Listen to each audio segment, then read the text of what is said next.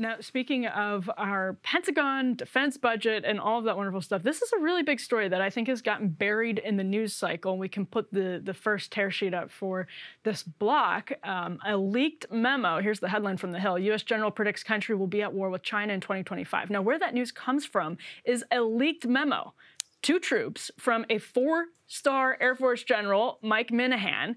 He's the head of the Air Mobility Command. That's like 50,000 service members, some 500 planes. They do transport, they do refueling. According to press reports, this memo got leaked. I think it was first to NBC.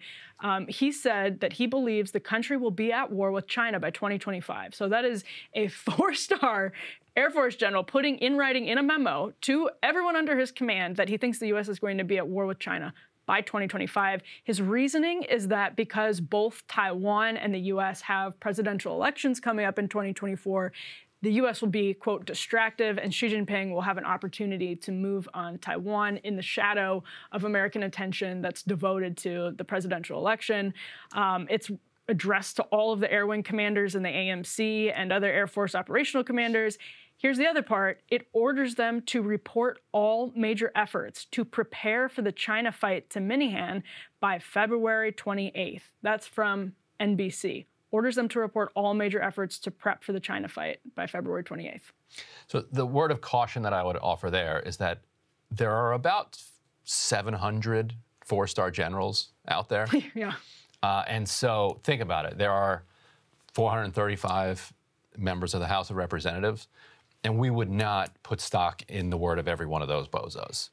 We sure wouldn't. So out of that 700, you're gonna get a few that are, might be a little bit off the reservation when it comes to some of this stuff. Eccentric, but it's not just a kooky thing he said. I mean, he put it in writing in a memo and asked for action plans. It's kind of kooky too. Now, so the Pentagon was asked about this and said that this guy's note to his airmen does not represent the thinking of the United States Army or Air Force or Pentagon or anybody else other than him. However, we could take the question on the merits, like is it reasonable that this could happen?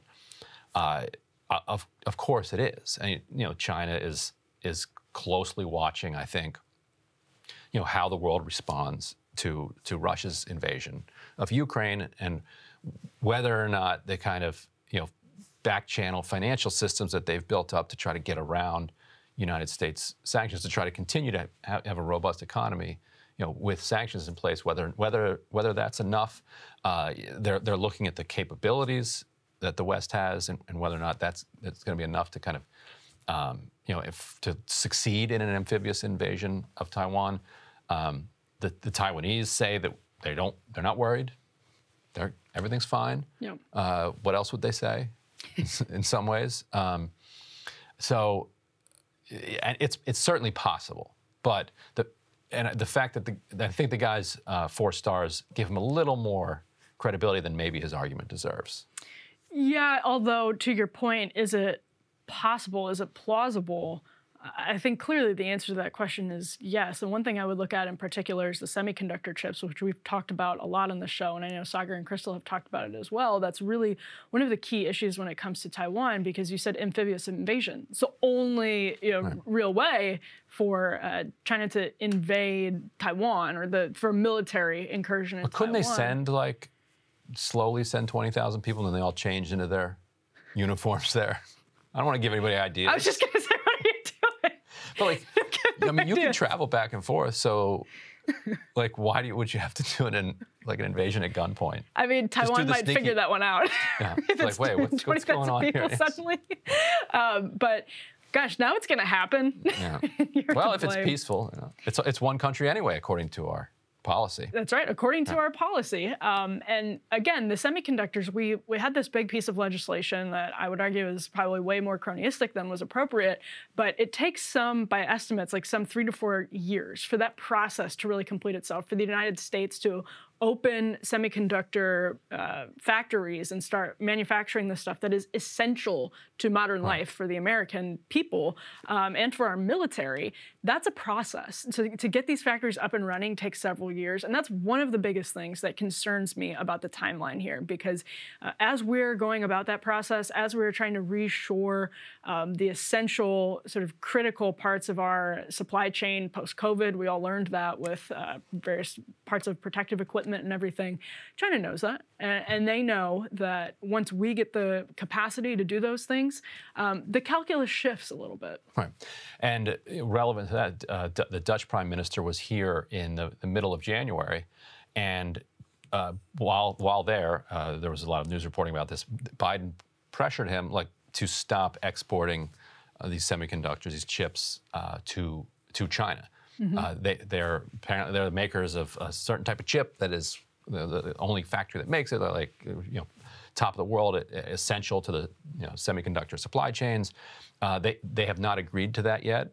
But the fact that the U.S. is applying so much pressure to a country like the Netherlands to get in line with this attempted semiconductor isolation of China is extraordinary. It's unlike anything that the U.S. has done before on kind of trade and national security and foreign policy. And so if anything, that could push things to the brink.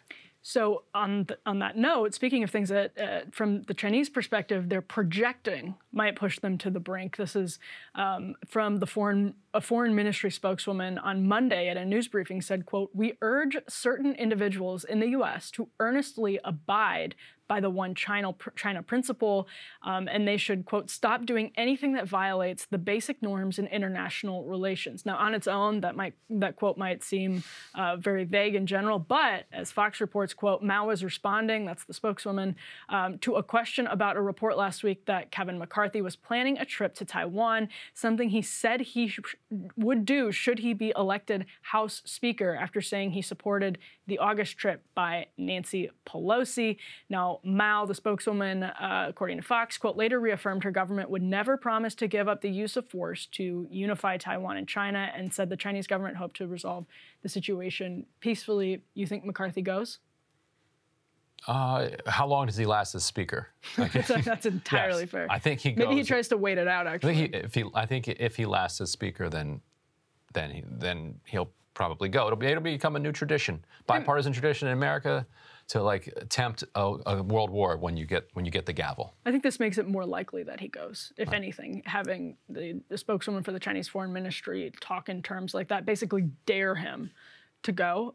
I think now that he said he would go, just if China says no, that makes it all the more likely that he has to do it. I mean, it basically forces his hand.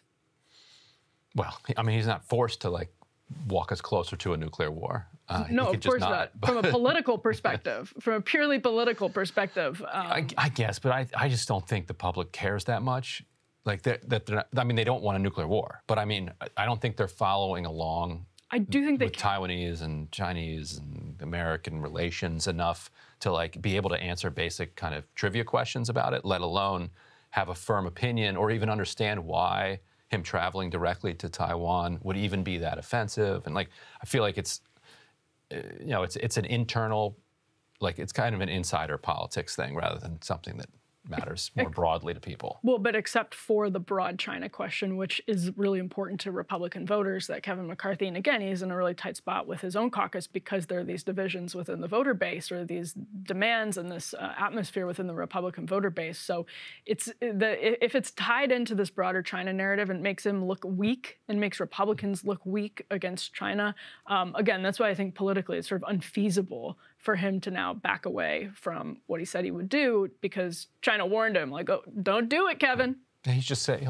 keeps saying, I'm planning the trip. I'm gonna do it. Don't you worry. Right, it's coming up. It's just around the corner. Yeah, any day now. Hey guys, ready or not, 2024 is fully upon us now, and Saagar and I have been brainstorming ways that we can really up our game for this critical election. Yeah, we rely on our premium subs to expand our coverage, to add staff, to upgrade the studio. We just want to give you the best independent coverage of this election, which is possible. So if you can help us out, become a premium subscriber today, breakingpoints.com, or the link is down here in the description video. It really means the world to us, and if you like what we're all about, this is the best possible way to keep us 100% independent, working only for you.